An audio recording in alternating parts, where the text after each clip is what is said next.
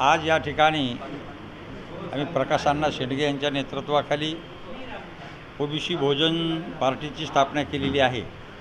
हे आपल्याला आम्ही मागेही जाहीर केलं होतं, आताही अण्णांनी त्या पत्रकार परिषदेमध्ये सर्वांना जाहीर केलेलं आहे। या माध्यमातून ओबीसी असेल, वंचित असेल, बहुजन असेल, या जो काही 18 पगड जातीमधला जो काही आरक्षणधारी जो वर्ग असेल यांच्या आरक्षणासाठी, यांच्या संरक्षणासाठी या पार्टीची आम्ही मुख्यतः स्थापना केलेली आहे। आणि म्हणून त्या ठिकाणी या सर्वांना न्याय मिळावा, शेतकऱ्यांना मिळावा, शेतमजुरांना मिळावा, विद्यार्थ्यांना मिळावा, अशाच प्रकारची आमची भूमिका या ठिकाणी पार्टीच्या स्वरूपातून राहणार आहे। आणि आमचा हा पक्ष शाहू फुले आंबेडकर वादी हा पक्ष आमचा राहणार आहे। या विचारानं आमचा पक्ष चालणार आहे। या सर्व भूमिका आम्ही घेऊन आम्ही जनतेसमोर जाणार आहोत। अण्णा जरांगे पाटील यांची प्रकृती खूप हलवत चाललेली आहे आणि आपण बघताय की ते आजही त्याच्यामध्ये आहात, तरी काय सांगाल? जरांगे यांचं आंदोलन जे आहे, जे उपोषण जे आहे, त्याच्यामुळे एक आंदोलन एक विशिष्ट लेवलला गेलं, फार मोठं आंदोलन करण्यात ते यशस्वी झालेले आहेत।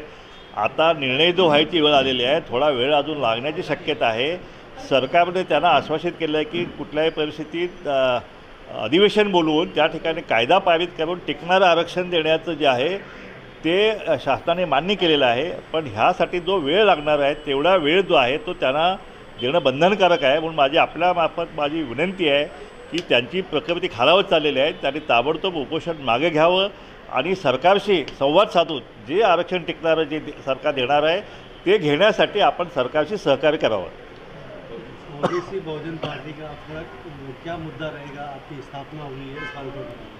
देखिए, महाराष्ट्र में ओबीसी, भटके मुक्त और दलित समाज जो है उनके ऊपर गिरी 75 साल से अन्याय होते जा रहा है।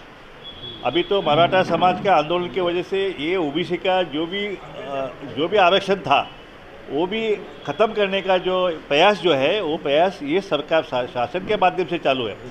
तो जो शासन के माध्यम से प्रयत्न चालू है, हमारा आरक्षण का सत्यानाश करने का जो प्रयत्न हो रहा है, इसलिए पूरे महाराष्ट्र के ओबीसी और भटके मुक्त समाज ने निश्चय किया है कि अभी जो सत्ता के माध्यम से हमारा आरक्षण का घोटाला वो कर रहे हैं, ख़त्म करने जा रहे हैं, वो सत्ता को जो है हम अभी छीन के लेने वाले हैं। और वो सत्ता के माध्यम से हमारे आरक्षण का संरक्षण जो है वो हम करेंगे। और ये सत्ता के माध्यम से पूरे मतलब भटके मुक्त, ओबीसी, दलित, बाबा बुनदार जो भी है, मुस्लिम है, दलित है, आदिवासी है, सबको न्याय देने का काम जो है ये पक्ष करेगा।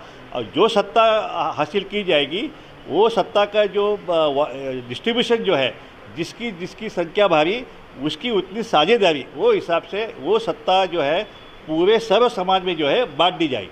ओबीसी को लेकर के बहुत सी संस्थाएं लड़ रही हैं। ओबीसी छगन भुजबल के साथ की भी है, तो क्या आप उनसे मिलकर के भुजबल साहब हमारे नेता है और हमारी और भी जो लड़ाई जो चालू है वो लड़ाई में जो सत्ता में रह के वो संघर्ष कर रहे हैं।